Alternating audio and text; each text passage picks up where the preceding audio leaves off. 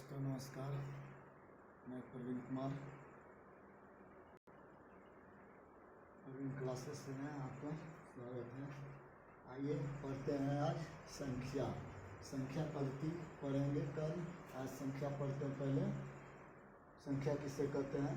तो संख्या जिससे किसी का बोध में गिनती का बोध हो, संख्या के गिनती का बोध हो उसे संख्या कहते हैं। जैसे कि 1 से लेके संख्या 1 से लेके 2, 3, 4, 5, 6, 7, 8 और 9 और 0 ये सभी संख्याएं हैं। इसी को अंक भी कहा जाता है।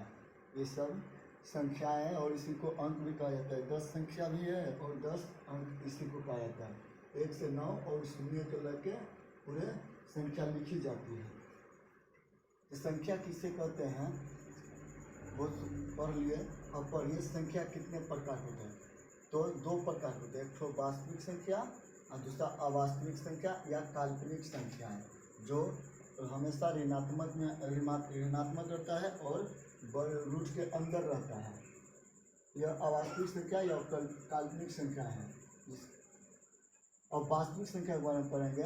वास्तविक संख्या बताए थे कि परिमेय संख्या और अपरिमेय संख्या के मेल से जो संख्या बनती है नई संख्या, उसे वास्तविक संख्या कहते हैं।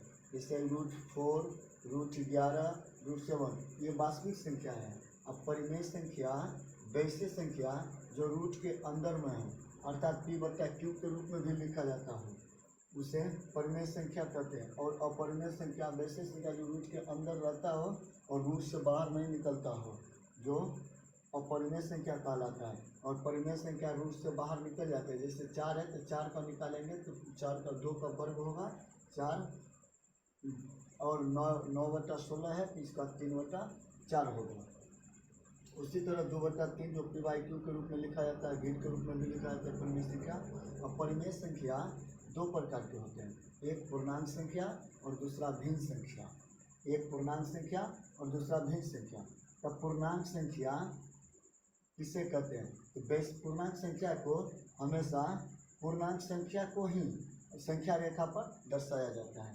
पूर्णांक संख्या जैसे कि वास्तविक संख्या को ही संख्या रेखा पर दर्शाया जाता है। तो पूर्णांक संख्या वैसी संख्या को कहते हैं कि जो धनात्मक ऋणात्मक हो, किंतु वो बीच में शून्य का मान आता हो, यानी कि 0 शून्य की संख्या और ऋणात्मक पूर्णांक और धनात्मक पूर्णांक को मिलाकर बनता है पूर्णांक संख्या। जैसे कि यहाँ हम ये रेखा लिए हुए हैं जो जिस पे संख्या को दर्शाया गया है।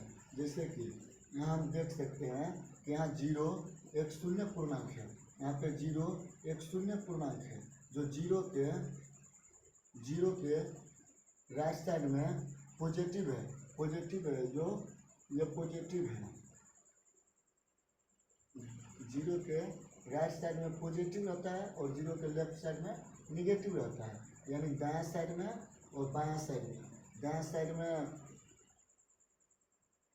पॉजिटिव रहता है और बायां साइड में निगेटिव रहता है, और बीच में शून्य रहता है, जो दोनों को बीच अलग अलग कर देता है। शून्य इधर पॉजिटिव तो इधर निगेटिव रहता है, इसे कहते हैं पूर्णांक संख्या। और इधर भिन्न संख्या वैसी संख्या कहते हैं जो बट्टा में लिखा जाता है, यानी कि 2/3 हो गया, 4/7 हो गया। और इसी में शून्य संख्या यानी शून्य पूर्णांक और धनात्मक पूर्णांक को मिलाकर पूर्ण संख्या बनाई जाती है। शून्य पूर्णांक और धनात्मक पूर्णांक मिलाकर पूर्ण संख्या बनाए जाते हैं। जैसे पूर्ण संख्या जो वैसे संख्या जो पूर्णतः विभाजित हो जाए, जो 4, 16, 20 और 21 बहुत होगा, इसी तरह से। और इसमें भिन्न संख्या 2 प्रकार के होते हैं। भिन्न संख्या 2 प्रकार के होते हैं। पहली संख्या दशमलव संख्या और दूसरी होगी साधारण भिन्न संख्या। दशमलव संख्या है जो हमेशा दशमलव के रूप में आता हो, और साधारण भिन्न संख्या जो बटा में आता हो। अब अगला नेक्स्ट वीडियो में पढ़ेंगे संख्या पद्धति किसे कहते हैं। जैसे कि सम संख्या, विषम संख्या, परिमेय संख्या, प्राकृतिक संख्या और इस सब संख्या के बारे में कल पढ़ेंगे। संख्या पद्धति, आज संख्या के बारे में जाने हैं, कल संख्या पद्धति के बारे में जानेंगे। इसके बाद पूरा संख्या के पर आधारित क्वेश्चन और NCERT का मैथ भी देखेंगे।